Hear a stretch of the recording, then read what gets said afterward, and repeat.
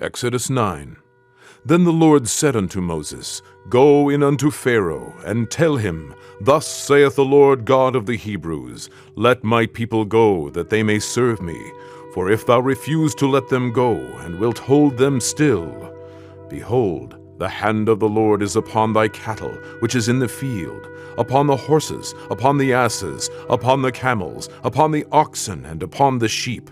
There shall be a very grievous murrain. And the Lord shall sever between the cattle of Israel and the cattle of Egypt, and there shall nothing die of all that is the children's of Israel. And the Lord appointed a set time, saying, Tomorrow the Lord shall do this thing in the land. And the Lord did that thing on the morrow, and all the cattle of Egypt died. But of the cattle of the children of Israel died not one.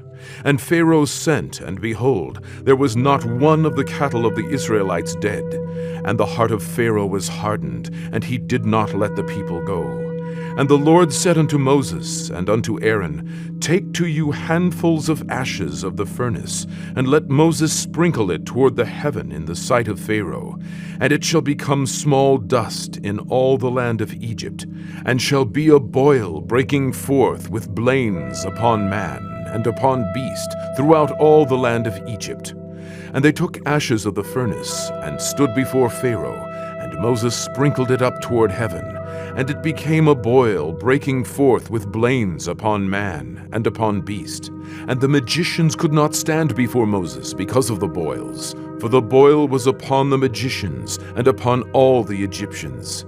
And the Lord hardened the heart of Pharaoh, and he hearkened not unto them, as the Lord had spoken unto Moses.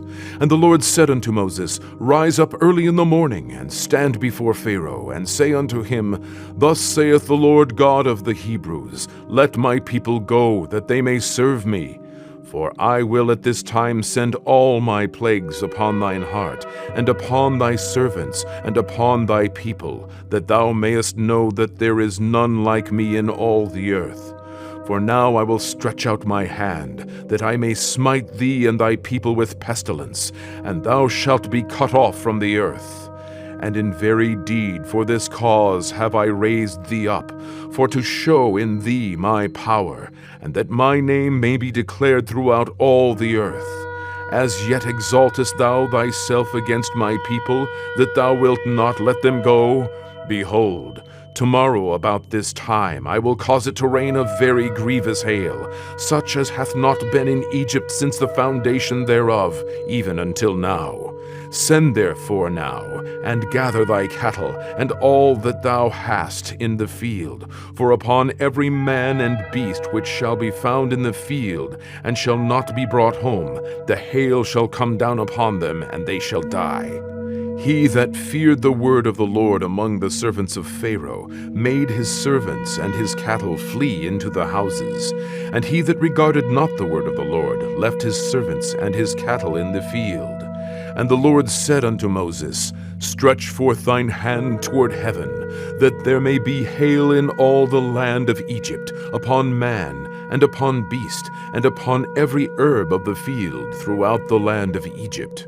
And Moses stretched forth his rod toward heaven, and the Lord sent thunder and hail, and the fire ran along upon the ground, and the Lord rained hail upon the land of Egypt. So there was hail, and fire mingled with the hail, very grievous, such as there was none like it in all the land of Egypt, since it became a nation. And the hail smote throughout all the land of Egypt, all that was in the field, both man and beast. And the hail smote every herb of the field, and brake every tree of the field. Only in the land of Goshen, where the children of Israel were, was there no hail.